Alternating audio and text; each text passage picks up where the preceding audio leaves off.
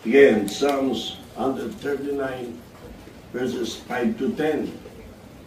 At ang sabi diyan, Thou hast beset me behind and before, and laid thine hand upon me. Such knowledge is too wonderful for me.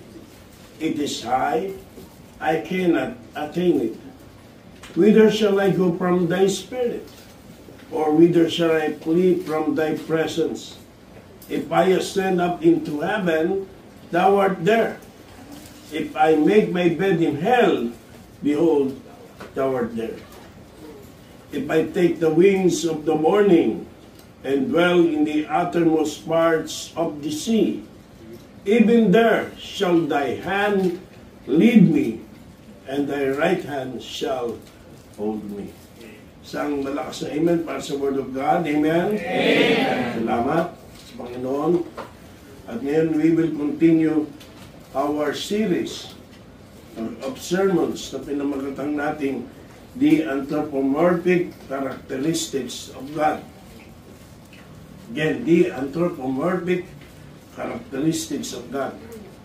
Anthropomorphic meaning human parts to describe yung action and character of God.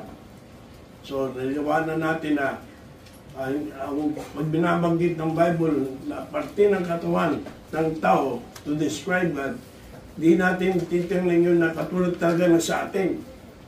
Kundi yun ay expression lamang, metaphor lamang, para ilarawan ang gawa ng Diyos para lalo nating maintindihan.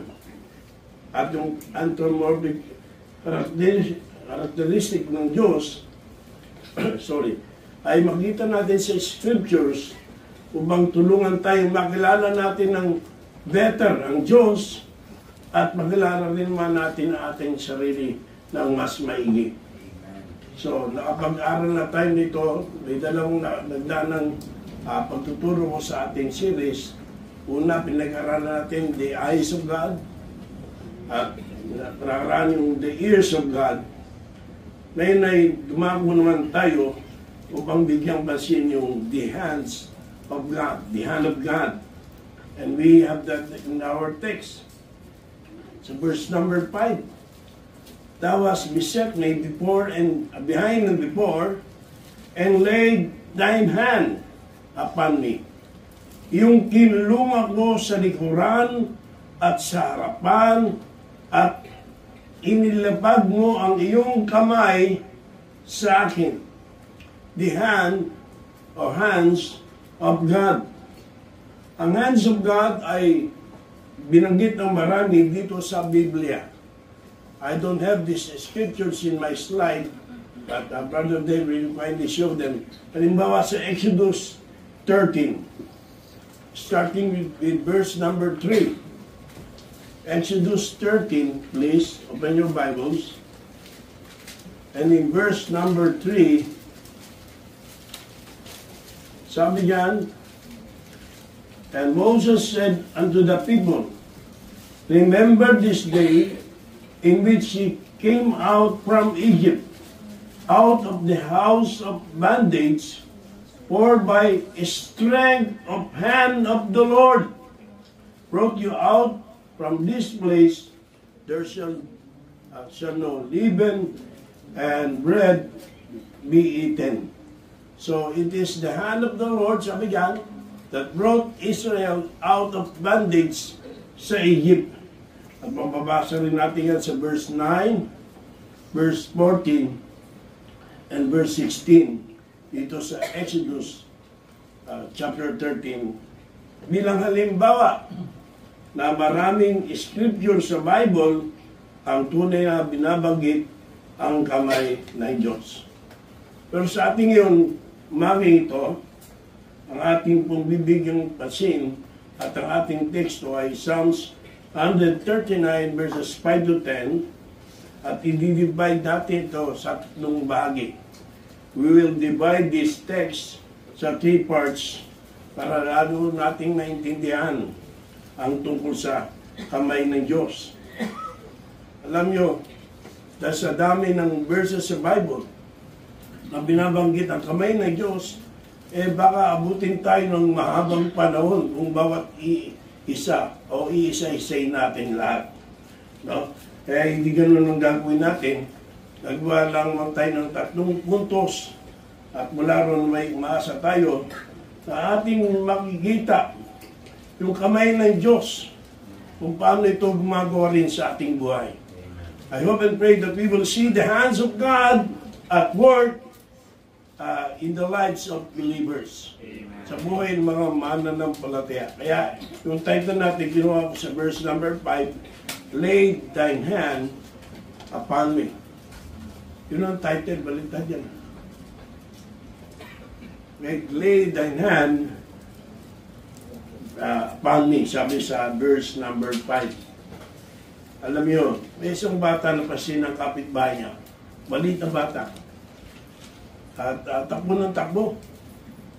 Katabi lang bahay nila yung kapitbahay ito. At yung bata, takbo ng takbo. Doon sa kanilang area. Nakakalimang takbo na, pabalik-balik. Alam niya, bata ito eh. Balit eh, dito nagja-jogging. Kaya inarang niya, sabi niya, nakita ko, iyo, natakbo ka ng takbo. Bakit? Sabi ng bata, ako po'y tumatakbo sa aming bahay. Lumalayas ako sa aming bahay. Pero bawal akong lumayo, kaya ikot-ikot lang ako dito. Hindi ako pwedeng tumakbo ng malayo. Bawal akong lumayo. So ganoon din naman ang ating pag-aaral. Bawal tayong lumayo sapagat kulang ang ating oras. Di ba pa ron? Yun ang sinasabi ng ating teksto. Sabi diyan, ako'y kinulong, nakakulong, binakuran ng Diyos, before and behind, ng kamay ng Diyos. Yung kinulong ako sa likuran at sa harapan, at inilapag mo ang iyong kamay sa akin. So maaaring tayong tumakbo. Pero kung anak ka ng Diyos, hindi ka makakalayo. Marami tumatakbo eh. Konting problema, takbo. Konting katitasuran, takbo. Pero kung talagang Kristiyano ka, hindi ka makakalayo sa Kanya. Hindi natin matatakasan ng Diyos. Hello? Yan po ang kahangahangang ginawa ng kamay ng Diyos sa atin. We can run, but we cannot hide. And this is very comforting. Isang kaaliwan ang hatid at mensahe ng bagay ito. Kaya nga, sabi ko, 3 parte o 3 ways we're going to view the hand of God sa ating buhay. Una, the hands of God touching us. Ang kamay ng Diyos na humihipo sa atin. The hand of God touching us. Una, sabi diyan, at nilapag mo ang iyong kamay sa akin. Nilapag, touching us. Una, the hand of God, the touch of the hand of God convicts us. Ang ibig sabihin yan, ang kamay ng Diyos, ang sa atin ay nagkukonvict. The touch of the hand of God convicts us. Merong kaso sa Old Testament, makita natin na habang nagdiriwang ang palasyo, no? Ay biglang lumitaw yung isang kamay sa wall. Tinutukoy ko yung nangyari sa Daniel chapter 5. Look at your Bibles, please. And we have that in Daniel 5. Habang si Belshazzar ay nilapastangan ang mga kasangkapan ng templo at ginamit sa kanyang palalong pagdiriwang. No? Biglang may lumitaw na kamay. Sabi doon sa Daniel 5:5-6. In the same hour came forth fingers of a man's hand and wrote over against the candlesticks upon the plaster of the wall of the king's palace. And the king saw the part of the hand that wrote. Then the king's countenance was changed, and his thoughts troubled him so much, so that the joints of his loins were loose, and his knees smote against another. Nang oras din iyon, ay may lumabas na mga daliri ng kamay ng isang tao at sumulat sa tapat ng kandelero sa panig na may palitada ng palasyo. At nakita ng hari ang bahagi ng kamay na sumulat na magkagayoy. Anong nangyari sa hari? Nagbago ang pagmumukha ng hari at binagabag siya ng kanyang pag-iisip at ang pagkakasugbong ng kanyang mga balakang ay nakalag at ang kanyang mga tuhod ay nagkaumpugan. No? Nagbago, nawalay yabang ni Belshazzar. At dito, hindi ba mismo siya hinipo ng Diyos? Sa wall pa lang yun. No? Sa pader pa lang. Hindi kinakailangan ng Diyos, ikaw mismo ang hipuin. No?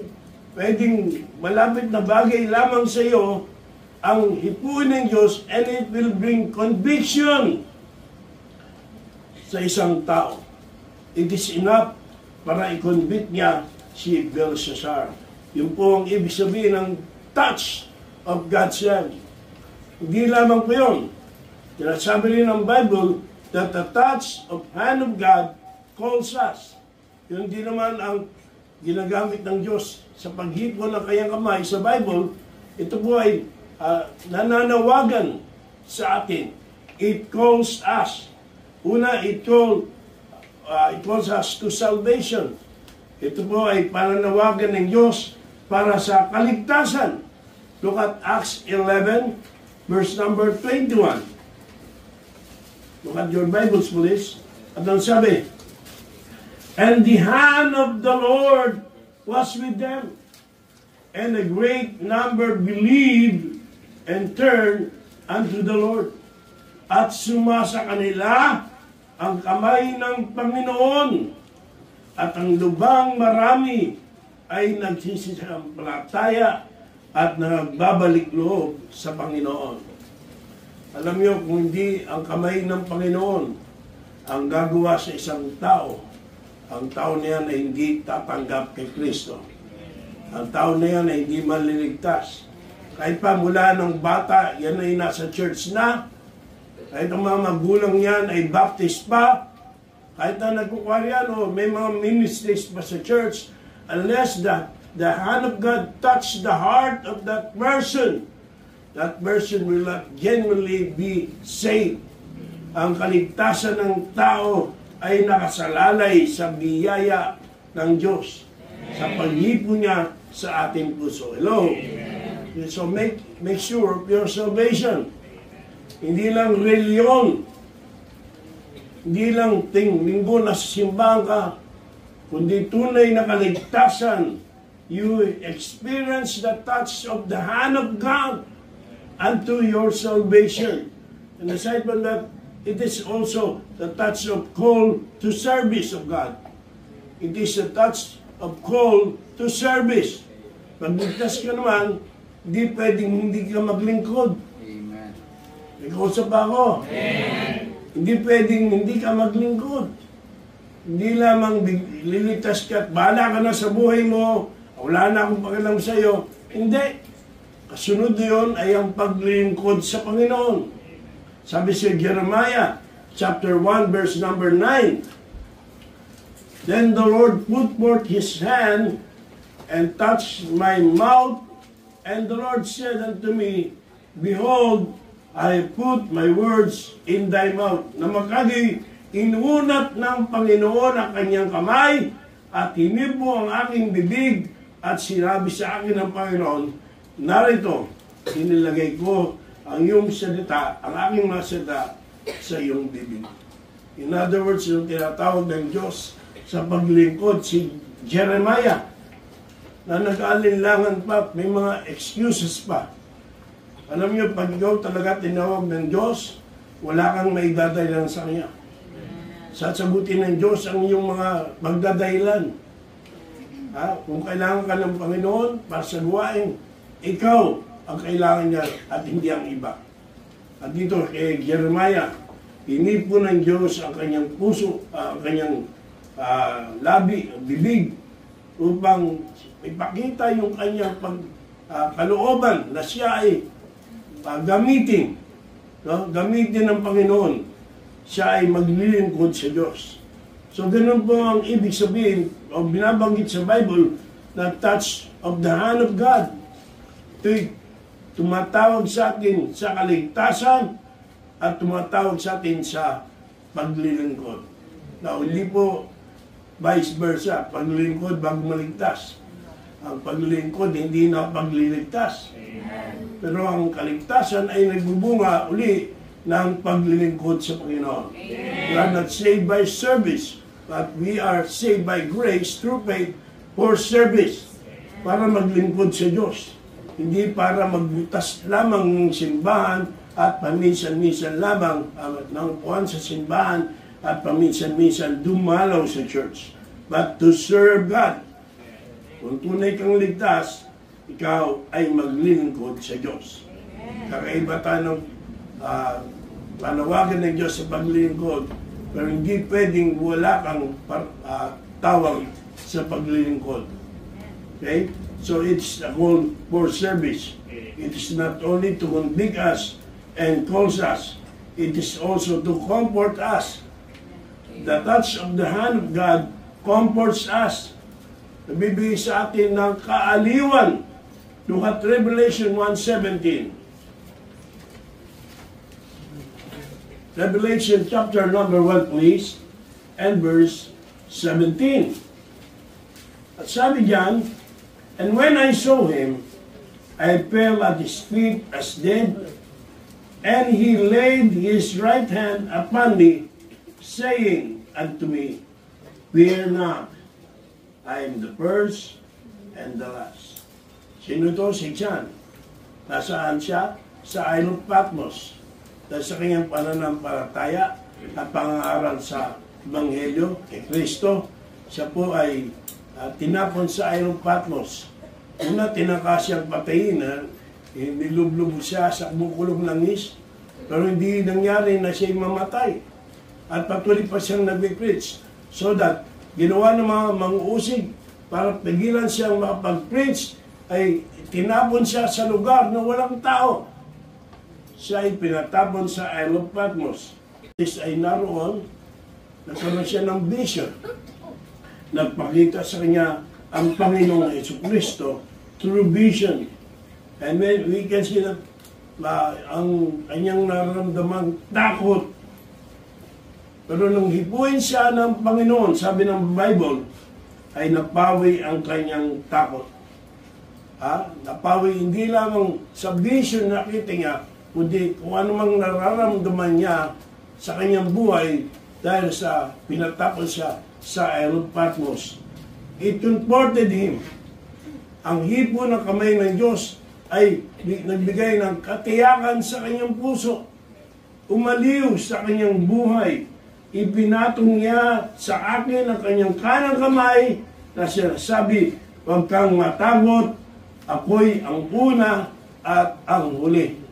And take notice mga kapatid sa verse 19, Revelation 1:19. Pagkatapos na siya hipuin ng kamay ng Panginoon, ang sabi diyan, write the things which thou hast seen, and the things which are, and the things which shall be hereafter. Isulat mo. So, tingnan niyo po yung comfort ng Panginoon at tawag sa paglilingkod ay nandito sa talatang ito. Kapag ikaw ay inaliw ng Panginoon, pinawi niya ang pag-aalinlangan at takot sa iyong puso. Pero naman bilang tao, may mga mayabang. Ayoko maglingkod. May mga mayabang. Pero iba naman, siya nasabi, ayoko maglingkod. Natatakot sa kanyang kahinaan. Nagdadalawang isip, qualified ba ako? Dapat ba ako dyan? At tulad ng naranasan namin pagpasok sa Bible School. Bago pa ako pumasok sa Bible School, noong 1984, ay 1983 pa lang, narinig ko na yung panawagan ng Diyos through preachings. At nag-struggle ako sa aking kinaupuan. Napitan pa nga ako ng asawa na aking pastor upang mag-try sa Bible School at nag-sit-in ako. Pero hindi ako nakatagal. Ang tapang ni Mrs. Lume. Natakot ako. Kaya ako ay hindi nagpatuloy. Isang beses lang, hindi na ako bumalik. Dati nasa unahan ako, napunta ako sa likuran. At nagtatrabaho ako sa Pasay. Kasama ng tiyo ko. Nagtrabaho ako, kumikita na malaki. Pero empty. Walang kagalakan sa aking buhay. Kaya, noong 1984, nagkam kami sa Baguio, alam na iba ito, at sa Baguio, doon ginamit ng Diyos. At pag-uwi namin, sabi ko sa Panginoon, Lord, gusto ko na sanang maglingkod sa iyo, pero mahirapan ako, nakapag-umpisa na sila kalahating taon sa Bible School, hindi na ako makakahabol pa. Eh, ginawa na amin din sa Bible School, in-announce, ang Bible School ay uumpasahan mula sa una. Eh, yun ang aking excuse. Kaya, ano nangyari, nakita ko yung sarili ko na malapit sa unahan at sinabi ko, gusto ko pumasok sa Bible School at dinggin ang panawagan ng Diyos. Alam niyo, may mga pangamba, may mga takot, hindi dahil kayo mayabang. No? Walang lugar na mayabang sa gawain ng Diyos. Magaling ka ba sa pastor o piling mo, ay hindi ka ba pastor, magaling ka na. No. Dito nakita natin yung mga karakter ng mga tinatawag ng Diyos. Si John, si Jeremiah, walang yabang. Pero ang ginagawa ng Diyos, hinihipo niya. Ang kanyang kamay, ang mga ito, to comfort them. Okay? Para sila ay mapawi yung kalang takot. Mapawi ang pag-aalinlangan. Sa 1 Peter chapter 5, verse number 6, ito sabi ng Biblia. Pwede bang pakibasa? Handa, basa. Humble yourselves therefore under the mighty hand of God, that He may exalt you in due time. Take notice, the mighty hand of God. So sabi diyan, yung kamay ng Diyos, manyari ang kamay ng Diyos, ang magpapakumbaba sa atin. Humble yourselves under the mighty hand of God. At pag ginawa natin yun, ang sabi diyan, He will, the same hand, ang kamay ng Diyos, yan din naman ang mag-aangat sa atin, will lift us up in due time. Yan ang mag-aangat sa atin. Pero huwag ating kakalimutan na ang biyaya ng Diyos ay nasa mapagpakumbaba, ngunit i-resist ng Diyos ang mga palalo. So that's how the hand of God work for us. It convicts us, it calls us, and it comforts us. At yan po yung unang puntos sa ating mensahe.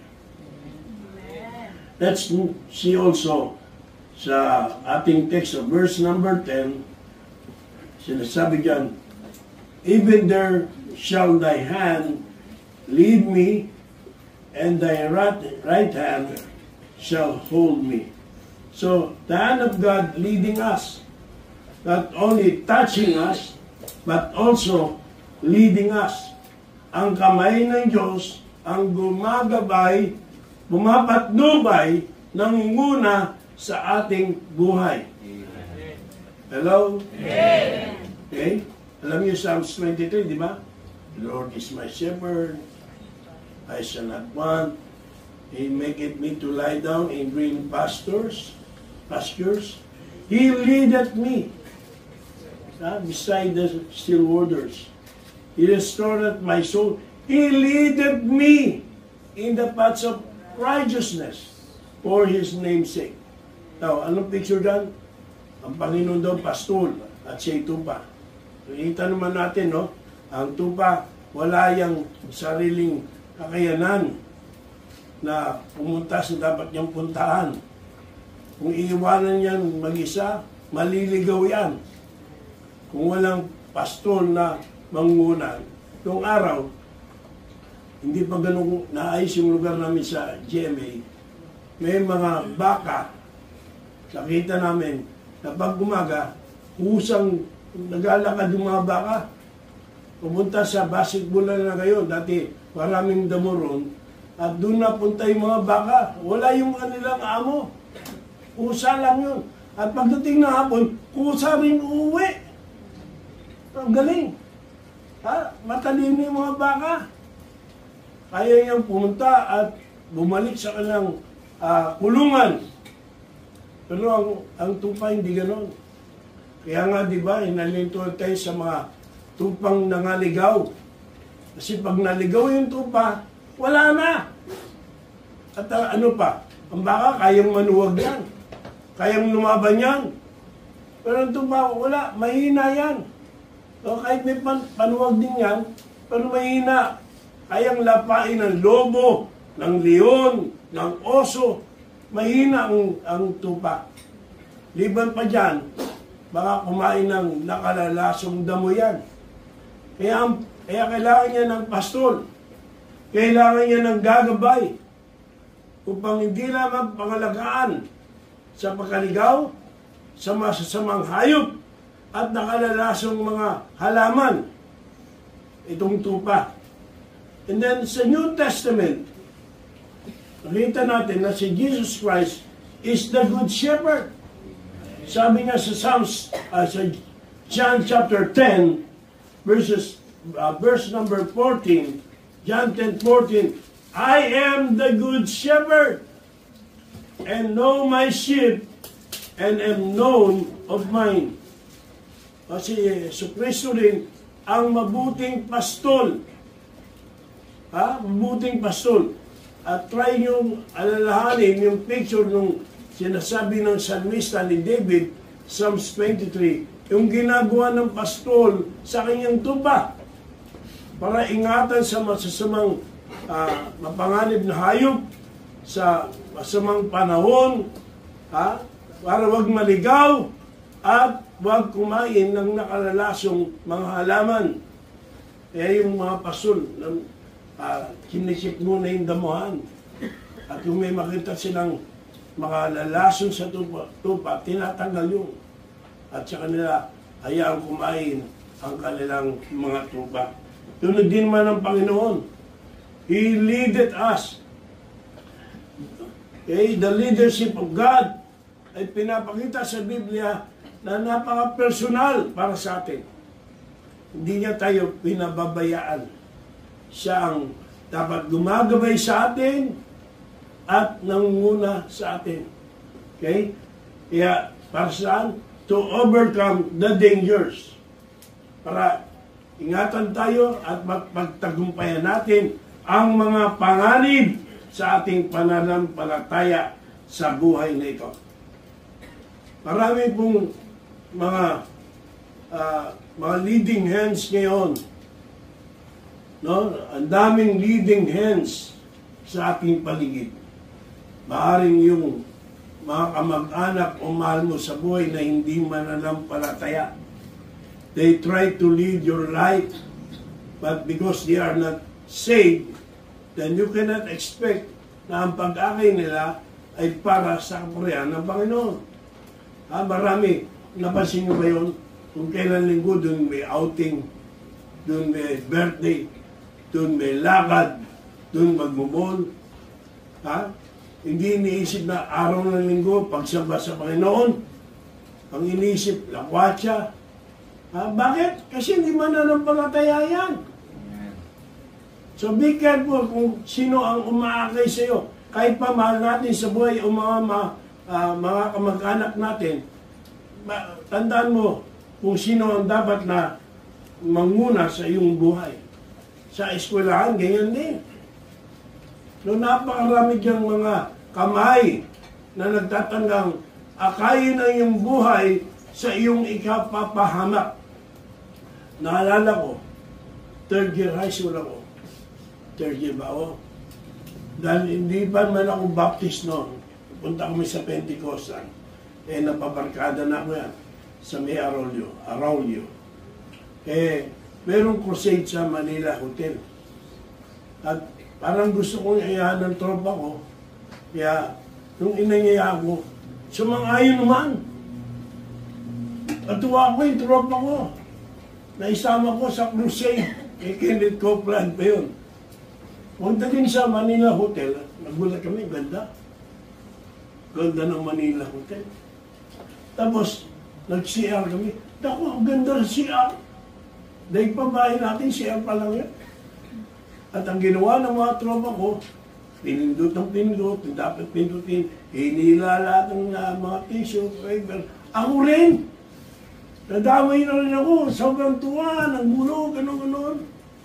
At ano po, nakita namin kami ay binitbit ng gwardiya. Binitbit ng mga nangangalaga doon sa hotel at tinapong kami sa labas. Sabi ko, sayang, nadala ko sana sila. Pero nangyari, ako ang nadala. Ako ang nadala. Mag-ingat tayo sa ating mga kinakasama. Sa ating nagiging barkada. Hello? Yan ang turo sa akin magbisyo. Unang-unang inom ko, beer gin. Beer na may gin. At nag-basketball ako, layo-layo yung bola ko sa ring. Sabi ko, bakit malayo At ang teacher ko si Mrs. Marcelo sa English. Alam niya, hindi ako maingay. Pag hindi nakasagot ng mga klase, walang yabang Tsaka niya ako tinatawag. Kasi hindi talaga ako magtataas sa kamay. Pero pag tinawag niya ako, alam ko sagot, mataas ang grade ko sa kanya. Pero noong araw na yun, hindi pa ako tinatawag. Sagot ko ng sagot.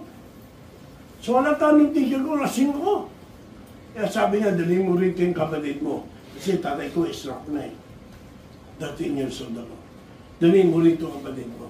Again, napasama ako sa barkada na hindi maganda, na nagturo sa akin ng bisyo.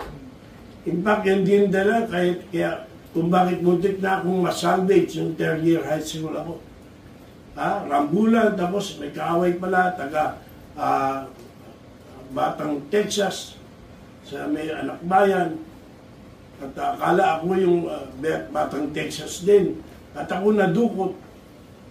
Kasi, mga kabataan, ingat kayo sa mga kamay na nag-guide sa inyo palayo sa Panginoon.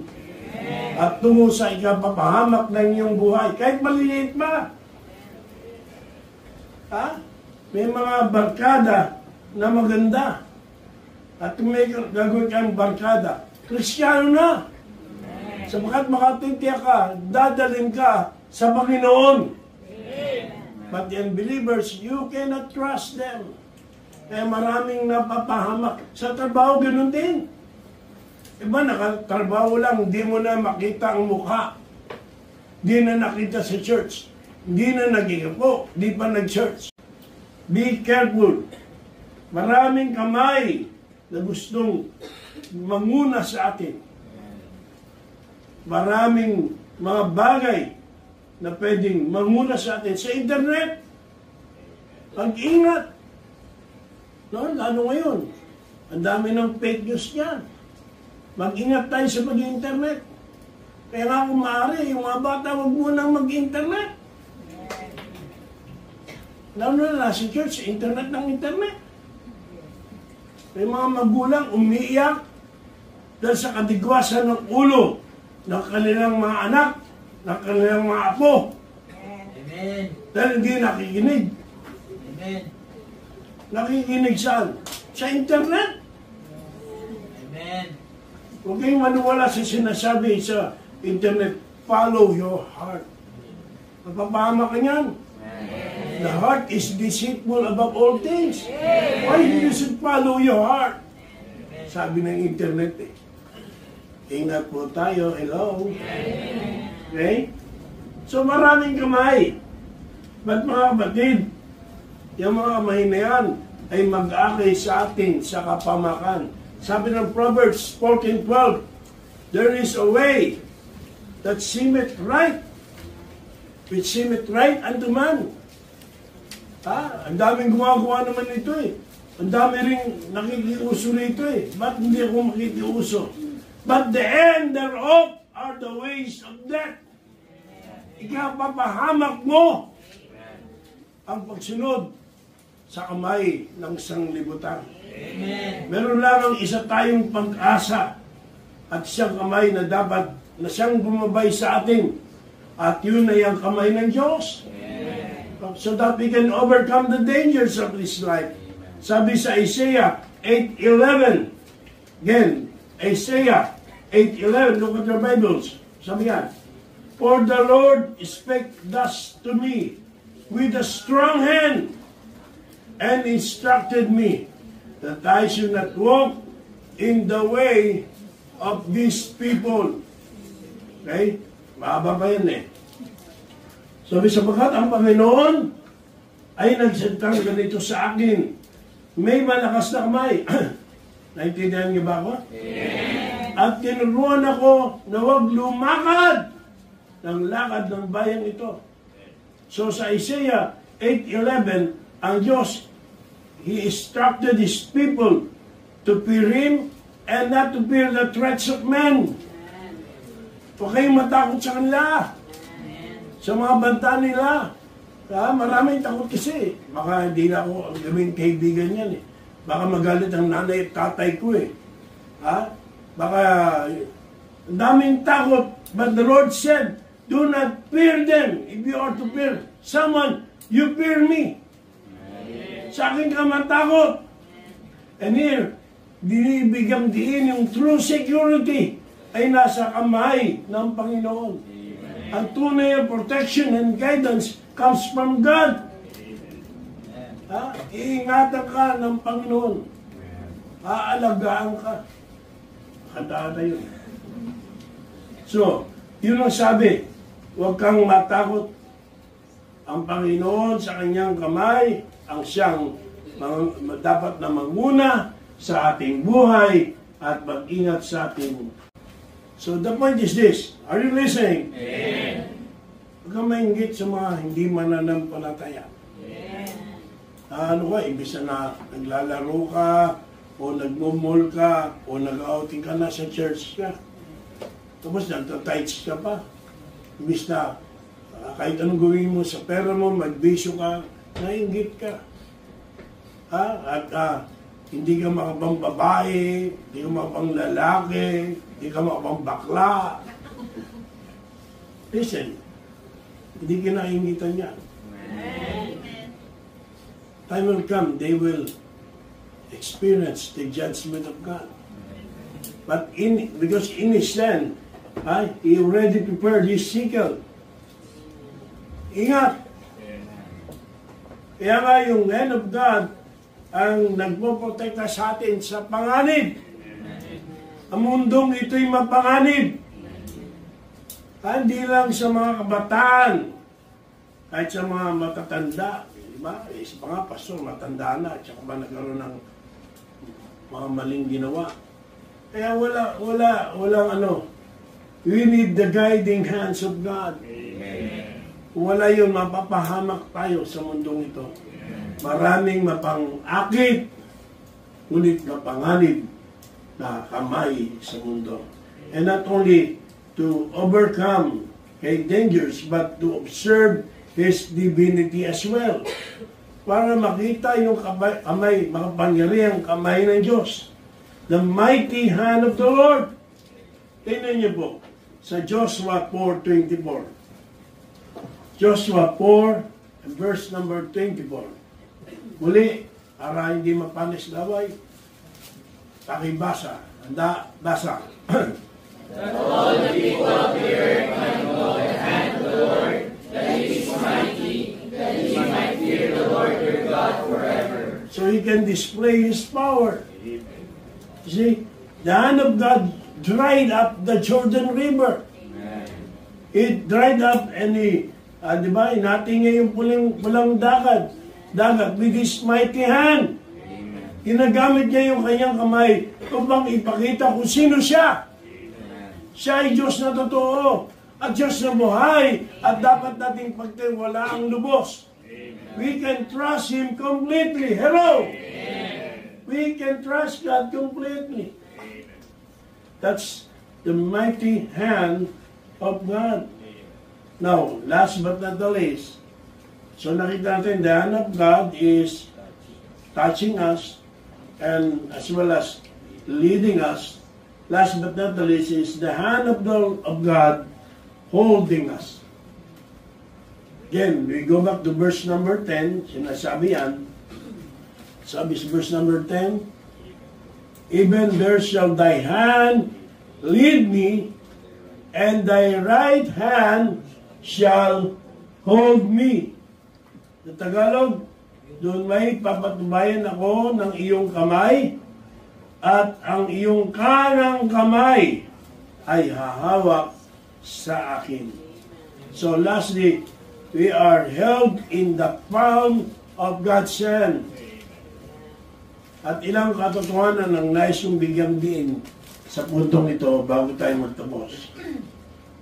Una, God hold us so that we may be strengthened.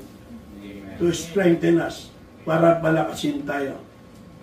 May kausap? Amen. Kuha niyo ba? Amen. Sabi sa Isaiah 41:10. Oh. Memorize niyo ba yan? Fear thou, come on.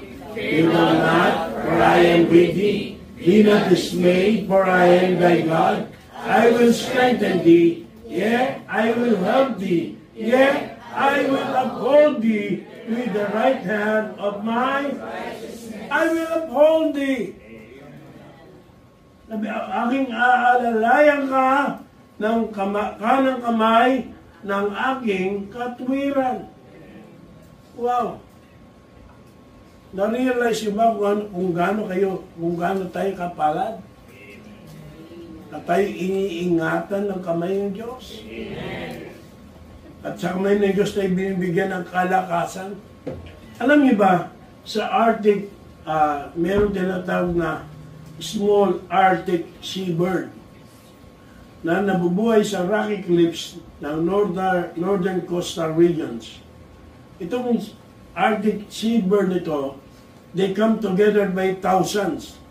At dahil yung lugar na kanilang pinamumugaran ay maliit, kaya crowded. Thousands. At sa mga daang-daang babae, sa mga ibon na ito, ay nangingitlog ng pear-shaped eggs. At magkakatabi pugad. Magkakatabi. Daan-daan. May itlog dito, may itlog doon. No? Ang dami. Magkakamukha itlog. Alam niyo ba, hindi nagkakapalitan ng itlog? Ang kakaibang katangian ng Arctic seabird na ito, hindi mo maagaw yung itlog niya. Alam niya. Pagka bumulong itlog na punta sa kabilang pugad, alam niya, kukunin niya yung itlog, ibabalik niya sa kanyang pugad. Alam niya talaga. Kakaiba, no? Na-observe ng mga scientifico. Ang galing. Kahit na inilipat mo sa malayo, hahanapin ng babae, at pag nakita niya, ibabalik niya sa kanyang pugad. Wow! Diba kahanga-hanga ang likha ng Diyos? At ganoon ang Diyos sa atin. Kaya nga sinabi natin kanina, hindi ka makakatakbo sa Diyos. Hahanapin ka ng Diyos. Tingnan niyo si Jonah. Diba? Ano ginawa ni Jonah? Tumakbo. Hindi siya makipala. Nagbarko. Nakatakas ba si Diyos? Hindi. Walang makakatakas sa Diyos. Hello? Amen. Ha? Kaya, ang ginawa ng Diyos, niingatan tayo para tayo ay maging malakas. Sabi dyan sa Isaiah. Kaya, may problema ka, huwag mong insultin ng Diyos. Yung mga taong may problema at nawawalan ng pag-asa, na parang pinabayaan ng Diyos, at mali yan. Anong mensahe nais mong ipatid? Pinabayaan ka ng Diyos, hindi tapat ang Diyos sa kanyang salita, sa kanyang pangako? Pari sa unang dating ng problema, may yanig tayo. Pero kalaunan, hindi katagalan, matatauhan tayo. Maraming bagay, hindi permanente sa buhay na ito. Kasama na yung problemang ito. Yung yaman nga, hindi permanente. Mga pagbabala nga, hindi permanente. Yung problema pa. Diba? Yung sakit nga, hindi permanente. Bakit? Kung hindi ka pagaling, mamamatay ka, hindi permanente. Diba? Hindi, walang permanente rito. Lahat di madala. Kaya sabi, pag yung ibon dumapo sa ulo mo, huwag mo hayaang magpugad pa. Magawa pa ng pugad. May ibon dumapo sa ulo mo. Ano ginawa mo? Binugo mo? Hindi. Nagpugad nga eh. Tanga ka na yun. Pag yung problema dumating sa buhay mo at hinayaan mo magpugad pa, ay, anong ibig sabihin nun? Ininsulto mo ang Diyos. Hindi siya tapat. Sabi niya, bibigyan kita ng lakas. Sama sa problema yan. So we can overcome problems. Huwag yung gayahin ng ibang ginagawa ng ibang tao na parang hindi naturuan. Pag may problema, tatakas.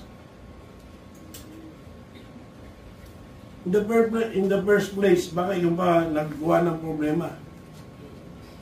Self-manufactured problem, tas natakasan mo. Do not run away. In the first place, you cannot run away from God. Binakurang kanya ng kanyang kamay. Amen. To strengthen us. He uses the touch of His hand, His mighty hand, to uphold us and strengthen us, especially in times of trials and problems. And God holds us so that we may be singing. Ganda ng kantahan kanina, lakas. Praise the Lord. Amen. Ilan joke rin din, sa Makati ng Sunday, malakas ang kantahan. Ilan lang naman sila. Kasi, masarap umabot sa Panginoon. Amen. Hindi, nakakainis yung pag may outing, nagbibideo, okay pa eh. Sa church, hindi makapag-video, okay. Wala pala. Hindi makakanta. Ako gusto ko kumanta eh. May depression ako eh. Kasi mga awit ako mula nung Bible student pa lang ako. Kinuwento ko na sa inyo, modesty aside, walang pag-iabang. Member ako ng choir, member ako ng duet, member ako ng quartet, member ako ng tabernacle. Tapos nakaganon ka, hindi ka makakanta, nakakalungkot yan eh. Kaya sa Makati, pumunta pa rin ako eh. Sabi ko, minsan pag makakanta ako, mas malino kaysa nag-pitch ako eh. Kantayin ko na lang preaching ko. Yeah. Pero, nakapagsalita ka na maayos. Alam mo siya, nasabi ko sa mga paso, salamat inimbatan mo ba. At pag nag-preach ako, hindi maintindihan, isa lang hamong sa niya. Ang linaw mo magsalita, hindi mo ginagamit sa Diyos. Parang ka magsalita, sa iba mo ginagamit. Ha? Ba't di ka makakanta sa church? Walang score? So may score pa? Sobra ka naman.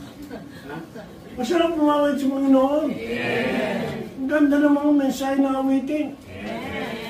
Alam mo si Pastor Harry, nagpunta nga, alam niyo Pastor, dati si Sarah, sa Santa Rosa pa yun, sabi na, magbubuta ko sa inyo, may natutunan kaming bagong awit.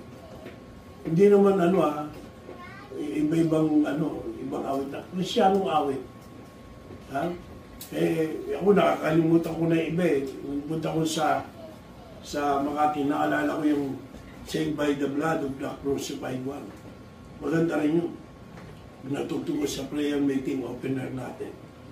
Maraming magandang kata eh. Napansin ko, ang haba ng lista niya, kaya nga binawal ko eh. At ako yung paulit-ulit, every Sunday yun na lang. Every Sunday yun na lang. Init ka na sunshine, sunlight, init ka na. Shall we gather the river, lulu ka na. Ang daming kanta eh. Diba, nakakaya eh. Pagdating sa word song, gagaling. Ang daming mga kanta, hindi ko alam mamagat eh. Word song, nung nag-outing tayo, may mga kanta. So, yung pala, pamagat mo. Yung pala, ang galing na alam nila sa Sa video okay. Alam niyo yung mga kanta. Tanong ka tungkol sa kanta sa Panginoon. Baka hindi no? You know, God hold us so that we may be singing. Look at Psalm 63, verses 7 to 8. Nandiyan nyo pa ba kayo? Amen. 7 to 8. Mamaya po. Groupings mamaya. Ha? Okay. Young people pa rin, di ba? Young people pa rin. Oh. Psalm 63, verse 7 to 8. Ay, hindi sabi ko kay Sister Desa, kahit may groupings yun, tuloy nyo lang young people. Sayang O, kita nyo, di ba? Isang service inalis, may hirap ng follow up. Kaya maganda tuloy-tuloy yan. Malaki simbahan naman si GMA, kaya tuloy-tuloy lang yung people namin At yun ang ginamit ng Diyos sa akin. Dati morning service lang ako Walang bumabatay sa akin. Tapos sinabitan ako ni Edgar, Pastor Tamayo. Sabi nga, dalawa sa iyong people, man. Pag dalawa sa iyong people, yan ang ginamit ng Diyos Sabi ko, ang ganda pala sa iyong people, nakakatuwa. Dahil doon ako sa church, diretso na ng evening service. Simula nun, gano'n na lagi Kaya hindi, wala mo na tayong people. Hindi gano'n. Samantalihin ang panahon. Ngayon, sabi ng Psalm 63, 7 to 8. Handa, basa. Because thou hast been my help, therefore in the shadow of thy wings will I rejoice. My soul followeth hard after thee, thy right hand upholdeth me. Sabat naging katulong kita, at sa lilim ng mga papakoy magagalak ko, ang kaluluwa ko'y nanonood na mainam sa iyo, inaalalayan ako ng iyong kanan. It make us rejoice. It causes us to sing. Masarap. So pag hindi ka umaawit, wala kamay ng Diyos sa'yo. Walang pagpapala ng Diyos sa'yo. Kasi si Job, nung marami siyang pera, wala pa yung problema niya, naglilingkod siya, sumasamba sa Diyos.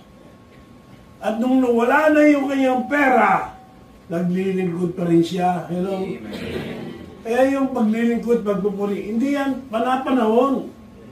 Wala ako sa mood. Lungkot ako ngayon. No. God is always with us and holding us, and that's enough to cause us to rejoice kahit na may problema. God gives us songs in the night because He is close enough to hold us. God's hand holds us and gives us songs in the night. Yung maliit si Justin, may lagnat yan. Ang mali ko, hindi ako marunong Pinairam ko ng langis. Binalutan ko ng kumot. Katabi ko, natutulog ako. Biglang nanginig, kinumpulsyon. Punta lang ate ko marunong binuhusan ng yelo, tubig na may yelo. At pagdala sa ospital. Ganun na lamang ang lungkot ko. Ganun na lamang ang takot ko. Ganun na lamang sinisisi sa sarili ko. Pero nung lumabas niya, ganun rin ang tuwa ko. Ganun rin ang kasiyahan ko. Kaya ay maliit pa yan, ewan ko natatanda niya. Hindi ako tulungan, kinakantaan ko yan. I've been on my way to heaven. That's my favorite song. Tatay ko kasi ang favorite sa amin, Sara. Sara. Panahon nila yun. Diba? I've been on my way to heaven for such a long time. Tama yun. Sarap umawit sa Panginoon. Amen. Lungkot niya ako sa isang church, yung mga anak ng pastor Ngayon may problema na. Pero maliit pa, nag-anniversary kami. Habang nagsisilbi, kumakanta yung anak ng pastor. Sabi ko, nakakatuwa naman to. Kumakanta, excited sa Panginoon. Dapat ganoon tayo. Hindi excited sa daldalan. Excited sa Panginoon. Sabagat ang Diyos sumahawak sa ating buhay. He gives us, He causes us to rejoice. God hold us so that we may be singing. God, hold us so that we may be strengthened. And last but not the least, ay salamat. God, hold us so that He may be secure. Para tayo ay maging sigurado. Sigurado. Sabi niya sa Luke 2:23-46, sabi ng Panginoon, His last word on the cross when He was hanging there on the cross, Father, into Thy hands I commend my spirit. Even the Lord Jesus Christ found it necessary to cast Himself into the Father's hand. Naunawaan niya ang halaga ng kamay ng Diyos. Father, into Thy hands I commend my spirit. He knew the place of comfort and peace when hanging there on the cross, while suffering, on the brink of dying. He know the place of peace and comfort, and that is on the hand of God. Amen. Kahit pa mamatay. Alam niyo, ewan ko matanda na siguro ako. At pag nakapanood ako ng balita tungkol sa kamatayan, video sa kamatayan, napanood niyo ba yun sa YouTube yung patay na palang mga artista. At ang tugtog na nalulungkot din ako. Nalulungkot ako. Buhay pa ako, namimiss ko na yung pamilya ko. Kung matay ko, nakalungkot ko na. Kaya pray, namimiss ko ang bawat isa. Pero hindi naman habang buhay tayo nandito sa lupa. Ang kamatayan, anumang oras pwedeng dumating. Sumakay ka ng aeroplano, pumunta ang Hong Kong, Hong Kong tuloy.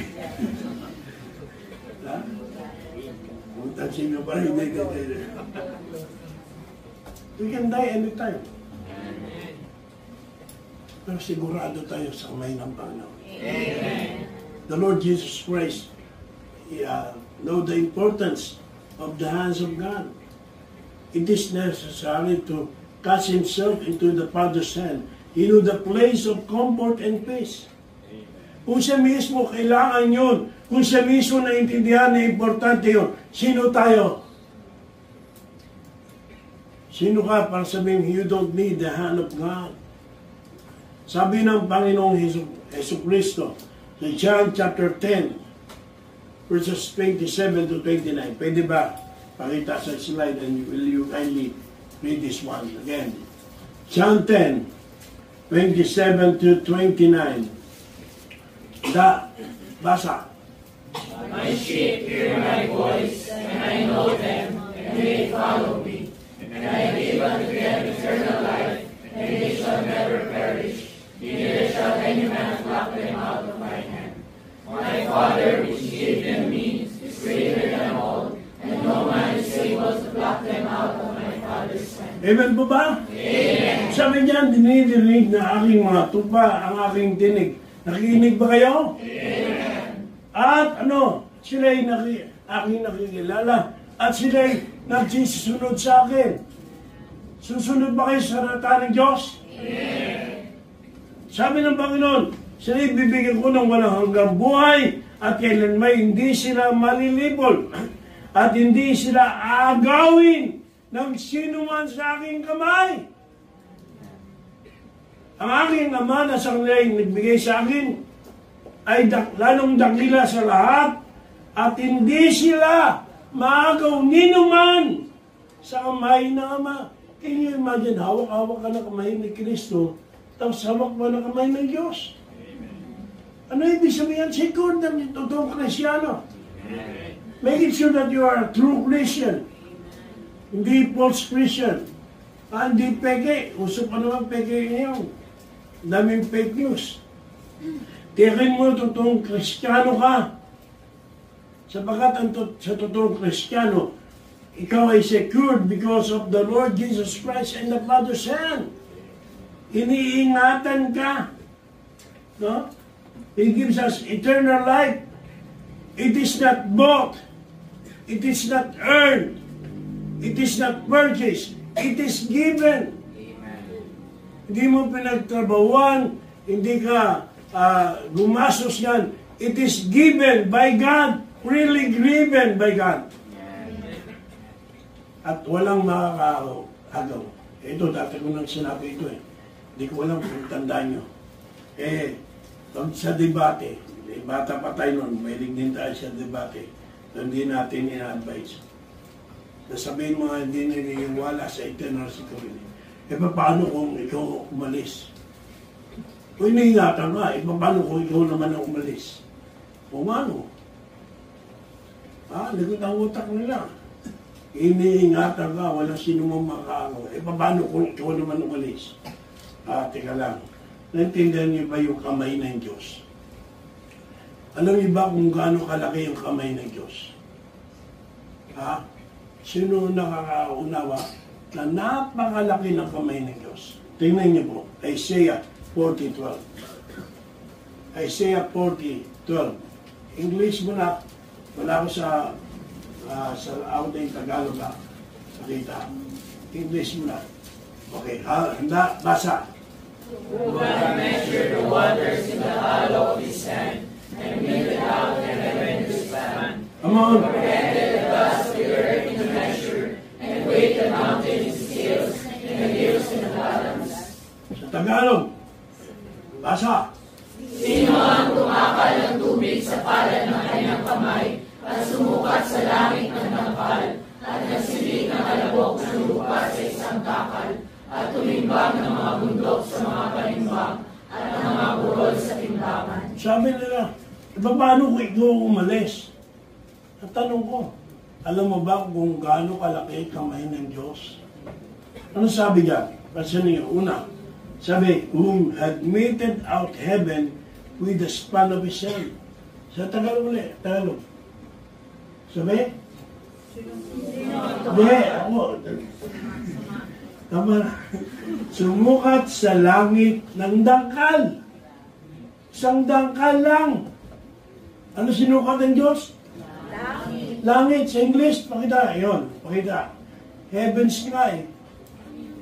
Tama ba? Heaven lang, okay. Sa original, heavens yan. Sinusumukat sa langit. Ano kalaki yung kamay ng Diyos? Isang dangkal lang. Sa langit. Alam niyo ba na sabi ng science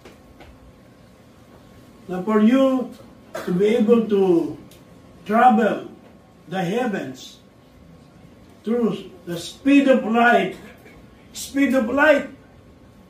it will take thousands of years makarating sa isang bahagi lang.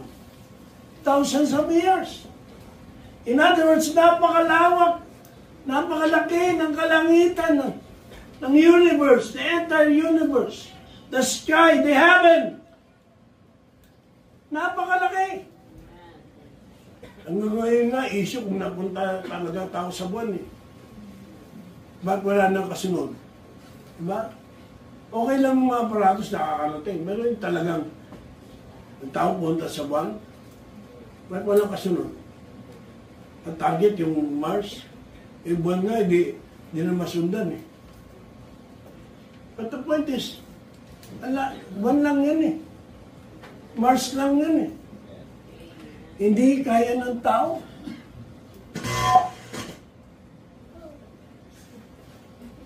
Okay ka lang? Buong langit. Paano sinukat ng Diyos? Ng kanyang dangkal. Sige, lumabas ka sa dangkal ng Diyos. Hindi lang yun. Sabi ba yan? Tingnan nyo. Sa who hath measured the waters in the hollow of his hand. Ano kata yun? In the hollow of his hand. Till the storm passes by. Ano sabi? Ano yung waters? Take note, all the oceans, all the lakes, all the ponds and creeks, put them together.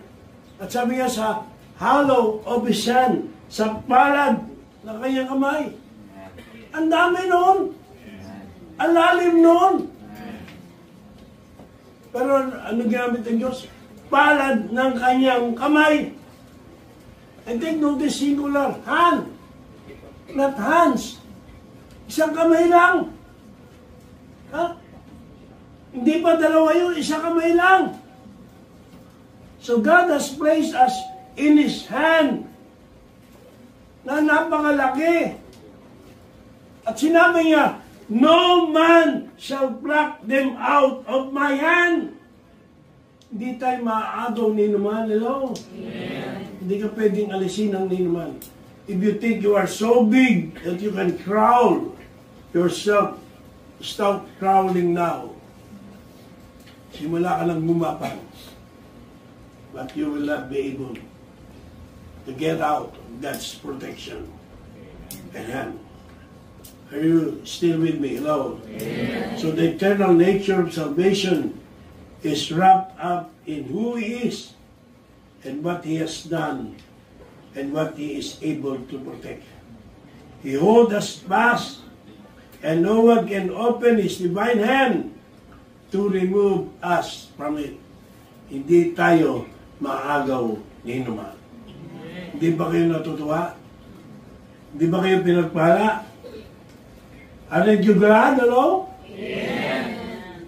You understand? Amen.